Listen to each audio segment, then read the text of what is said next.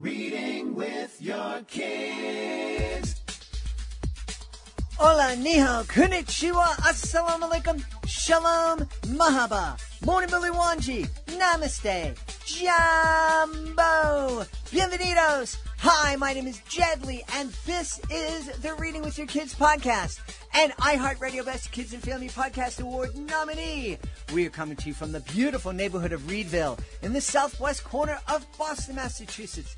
We're so delighted and so honored that you are joining us in our mission to help families grow closer through reading. Please be sure to subscribe to the show in the iHeartRadio app, on Amazon Music, Spotify, Apple Podcasts, wherever you find your podcast. Our guest today is Irene Latham. She is here to celebrate Snails Ark and to let us know that some of the most important life lessons are saying how to say thank you, I love you, I'm sorry, and I forgive you. Before we invite Irene into the studio, we want to invite you to connect with us on social media, facebook.com/readingwithyourkids, at Reading With Your Kids on Instagram. Twitter, it's at Jedlie Magic. We have a great Pinterest page, Reading With Your Kids. And believe it or not, we're going to be on TikTok soon. We're not quite sure what we're going to be doing on TikTok, and we need your help. So please go to readingwithyourkids.com. Click on the contact button up at the top of the page and let us know what you think we should be doing on TikTok. We're looking forward to your suggestions. Join us right now from the beautiful state of Alabama. Our guest is here today to celebrate her 16th picture book. The name of the new book is called Snails Ark. Please welcome to the show, Irene Latham. Hey, Irene, how are you? Hey, Jed. I'm just so glad to be here. Thanks for having me. I'm delighted to have you here. Irene and I were just sharing some memories of Alabama and gospel magic and having such a great time. I feel like we've been buddies for a long time. I know. I feel like you're a kindred spirit up there in Boston, so thank you. You're very welcome. Tell us about Snails Ark, please. So Snails Ark, what can you bring new to the Noah's Ark story? As a child, I was fascinated with any story that featured animals. So, of course, Noah's Ark is one of those. And I had been doing some study of different kinds of animals. I did a book about an octopus called Love Octopus, Postcards from an Octopus, and another mollusk, an animal with a formless kind of body, is a snail. And I started thinking, oh my goodness, how did that snail get onto the ark? And so a book idea was born. Neat. That story is really fascinating when you think about it. One man was commanded to build this ark that could hold two of every animal in the world. And whether or not you believe it's a literal story or not, it's a beautiful story of love. Absolutely. Yes, absolutely. And there was another quote that I ran across when I was working on this book by Charles Spurgeon, and it is, "By perseverance, the snail boarded the ark." And I thought, perseverance is so much of what life is about. And so how can this story be about perseverance for this little tiny creature who doesn't see very well and doesn't hear at all? How did this little snail hear that call and make her way with her friend to the ark? Yeah. Such a neat, what is it that attracts you to snails and other mollusks?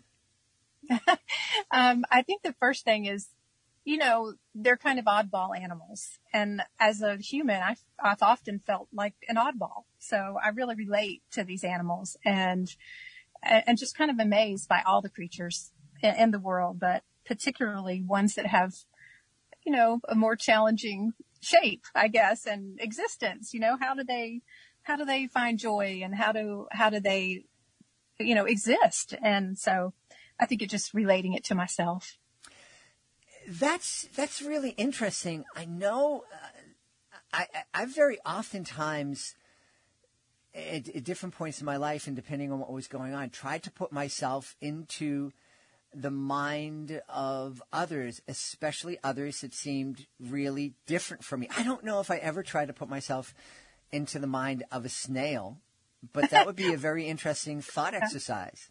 Yeah, welcome to my world. I mean, so much of writing is about empathy, imagination and empathy. And, when we're communicating with children, some of the best ways in, at least for me as a kid. So I'm always looking for the book that I would have loved, I want to write that book.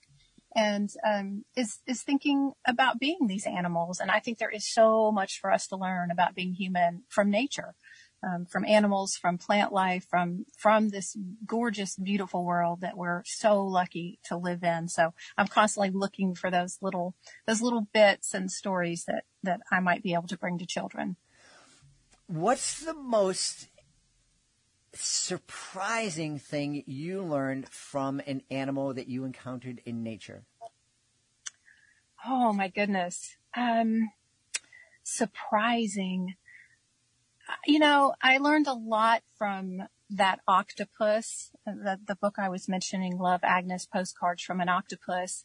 And something I learned about her was that, in the book, they have short lives. Many creatures do. We are so lucky to have these long lives that we can accomplish a lot and animals don't. So here's this octopus who within 4 years after she lays her eggs and nurtures her eggs, as soon as they're hatched, her cells start to disintegrate. I mean, that's just the way it works.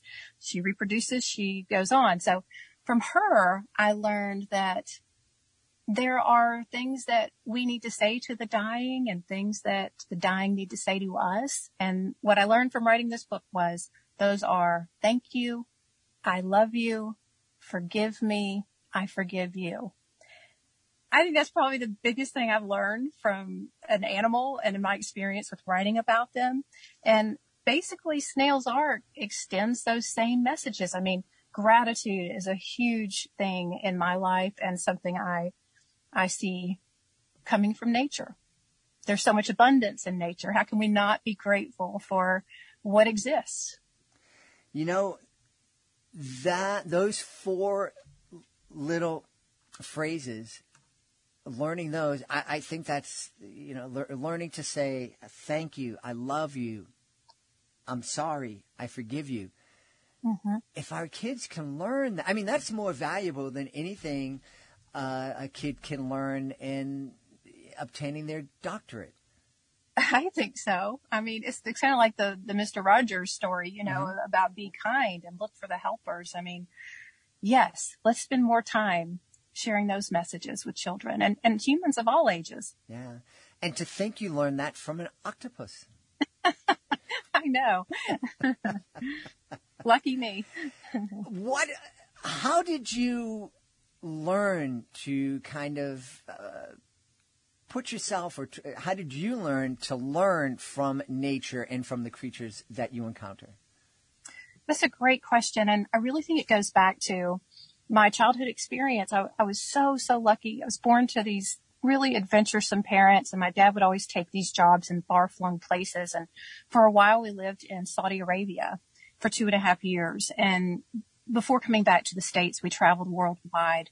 And my parents were able to show us the world. I'm one of 5 kids. And so from as early as I can remember, I knew that not everybody looks like me and not everybody lives like me. And the world is full of beautiful, unusual things. I mean, we saw all sorts of sights and creatures, and we always went to the zoos and the parks and nature trails, and wherever we visited, that was a huge focus of my parents' lives. So I think I can't remember not being this way, and I really think it was that gift my parents gave me of that exploration of the world and just being able to ask questions and being able to see it and know that it was good and beautiful. And so that really sticks with me now, and it comes out in my writing all the time. Yeah. You talked about the snail being very, very different and, persevering to become part of this bigger community that was on the Ark. And you also share with us you've had an opportunity to live all around the world. I hope I can phrase this question properly, but what's the one community, culture, country that you found most different, but you felt really connected to? I don't know if that was English, but It's a great question, and I know the answer instantly, and that is the Middle East.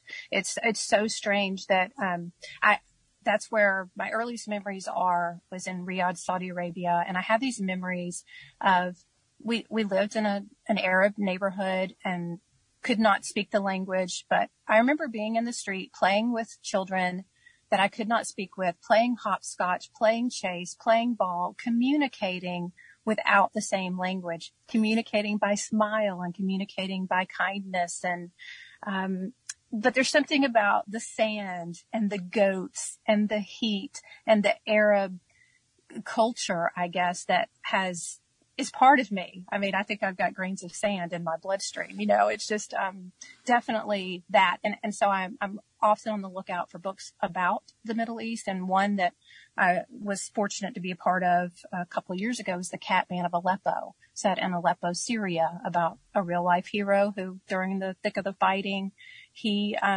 looked around and saw there's a lot of cats that have been left behind by refugees who have left, and I'm going to feed them.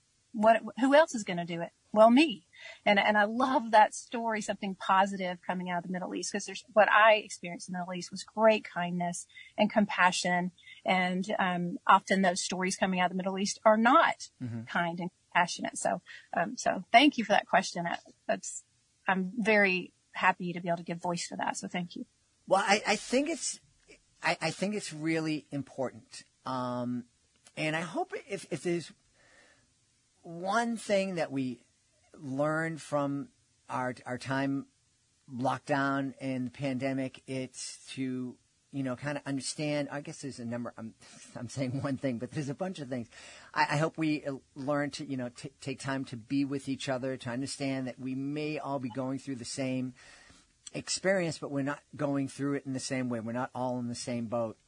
And also, I hope that we've had time and continue to have time to talk with our kids and teach them to really discern whether or not the information that they're receiving is the whole story. And, you mentioned that all the stories most of the stories we hear coming from the Middle East are about violence and cruelty, and as you're sharing with us, that's not what you experience. You experience the opposite. Absolutely. And I love that you've drawn those messages out of the pandemic. And if it's given us anything, I know for me, it's helped me just kind of slow down and reevaluate. And Snails Ark, ultimately the message is about gratitude. And I think what the pandemic, in spite of all the inconveniences and the tragic stories and the disruption of our lives, has been just being so incredibly grateful for what I've been able to experience in this world, the people that I've been able to love and be loved by. And I think this little snail is a great, she brings that message forth as well as she goes back for her friend. Her name is Esther, and Solomon she thinks he's in the fern glade, and she makes her way to make sure he knows we've got to get on this ark. And then together they experience a little miracle, and don't we all need miracles? Mm-hmm. And find their way in that community that you spoke of, and valuing the communities that we do have. I think I have taken some things for granted, writing groups. I'm a musician, being able to play together. And, it was a reminder, a powerful reminder of what's really important. So thanks for mentioning that. Was there anything that you learned about yourself as you wrote Snails Ark?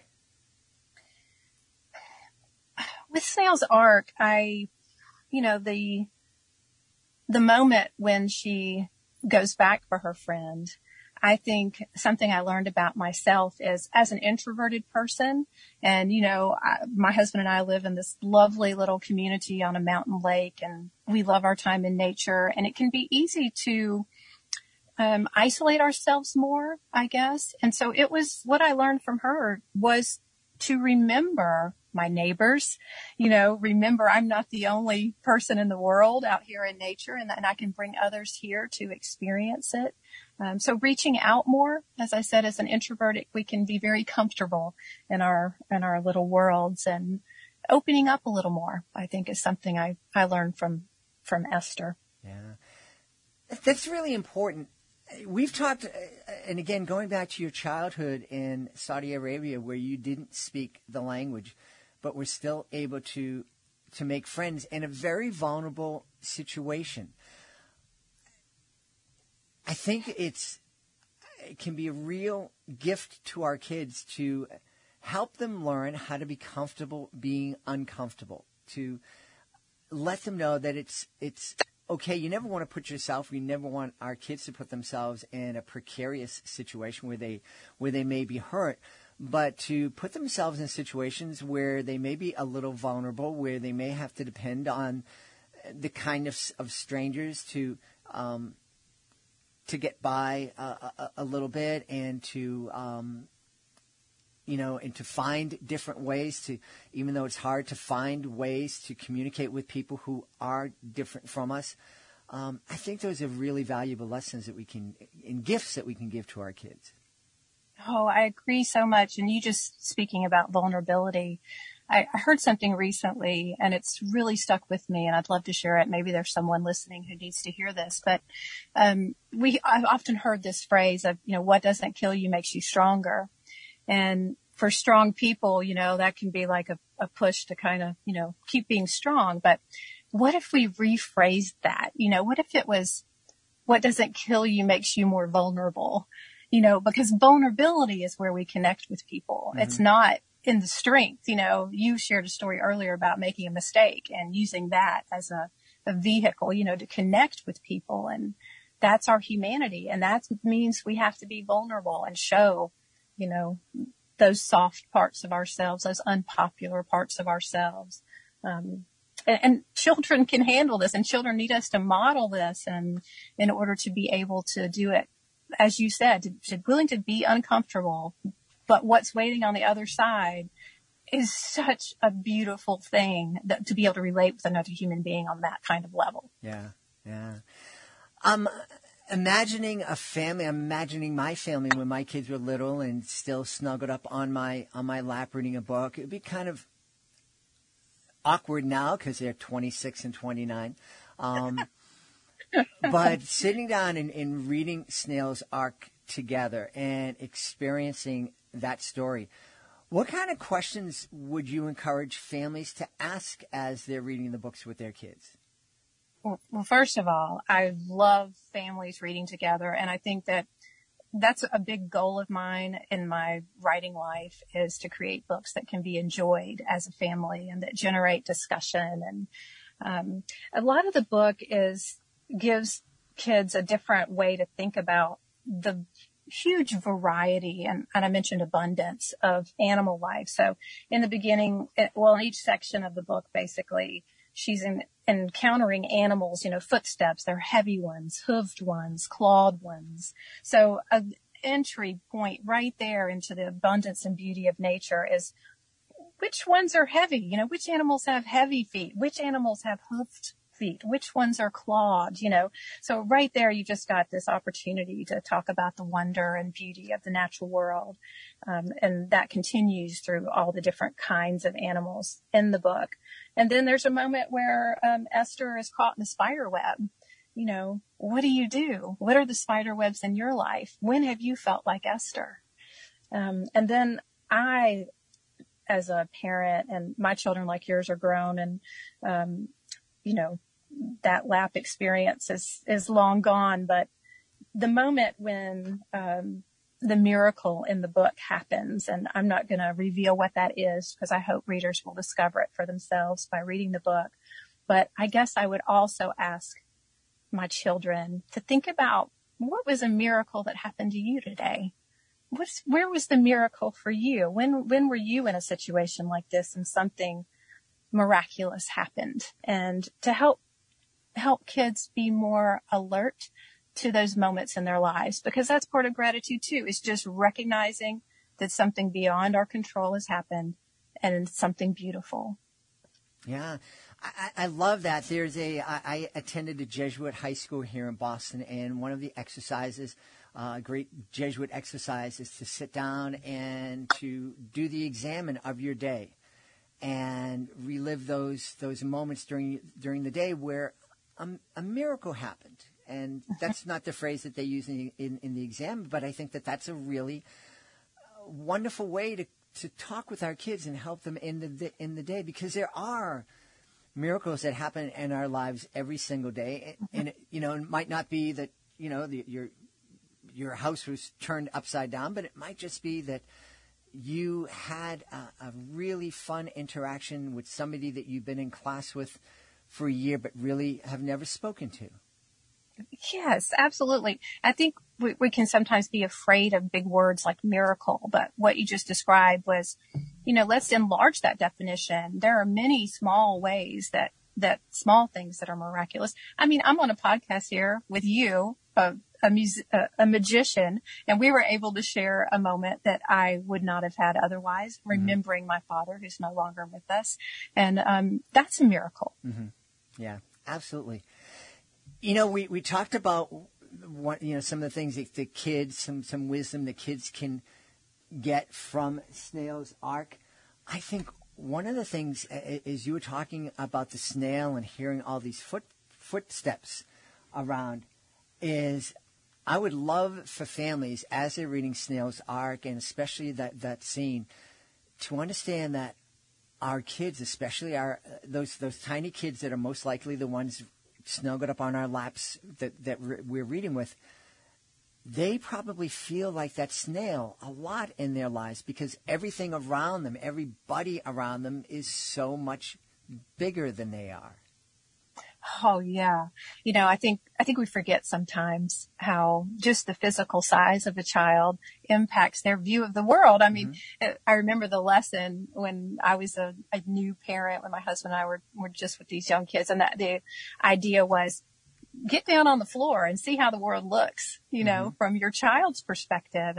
And next time they're overwhelmed by sounds or sights or noise or whatever, be aware that the world is big and overwhelming. And in this book, of course, it's a stormy night. There's lots of things happening, the weather and all these animals moving toward the ark. And so, of course, a child is going to relate to that feeling of being small with big things, the chaos, I guess, of the world. And how do you feel safe in that? Yeah.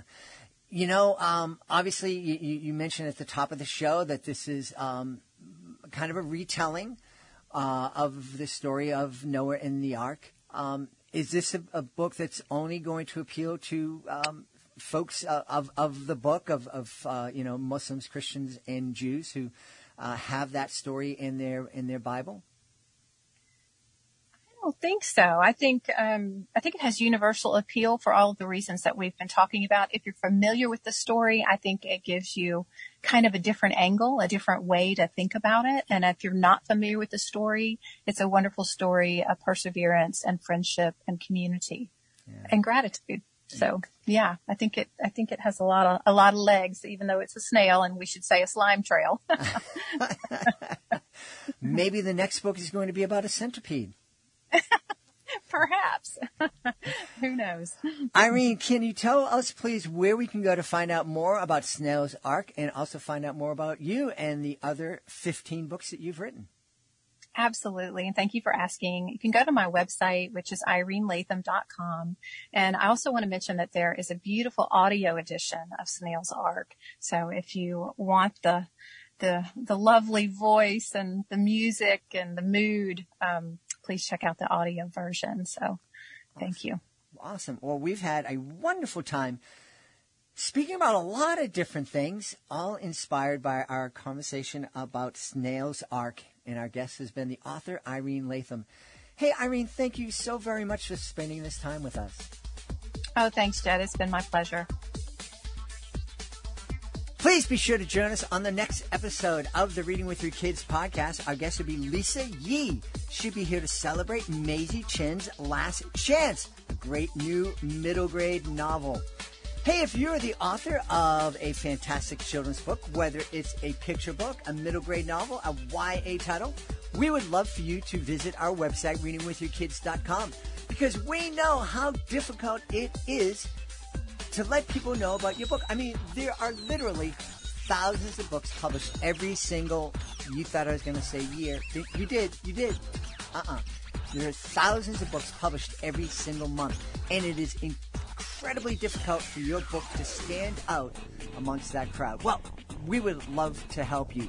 You can be a guest here on the Reading with Your Kids podcast. It's fun. It's easy. It gives you the chance to sit down in a long-form conversation, letting the world know all about your book, your inspiration, letting them know about you, helping them become a fan of you. You can find out how to be a guest by going to our website, readingwithyourkids.com, clicking on the author's click here button, and scrolling on down to be a guest. Oh, you can also find out about our Certified Great Read program. If our panel believes that your book is worthy of 4 or 5 out of 5 stars, it becomes a Certified Great Read. And with that status comes a number of really powerful tools to let families know that your book is worthy of their consideration. You can also have your book celebrated here on the podcast with a commercial. Or we can be sending out messages to our 75,000 plus social media followers. And we can also display your book on our nationwide network of digital pedestrian billboards. Learn all about these opportunities by going to readingwithyourkids.com and clicking on the author's click here button at the top of the page. I want to thank the folks who made today's show so wonderful. Of course, I want to start by thanking our guest, Irene Latham. Please be sure to check out Snails Ark. Also want to thank my team, Alejandro Doherty, Fatima Khan, Rory Grady, Skylar Strauss, Frank Guerrillos. I want to thank my beautiful wife for all the support she gives me. Most of all, we all want to thank you. Thank you so much for taking the time to join us today. And as always, thank you so very much for taking the time to make the world a better place by reading with your kids. I'll be looking for you in the next edition of the Reading with Your Kids podcast.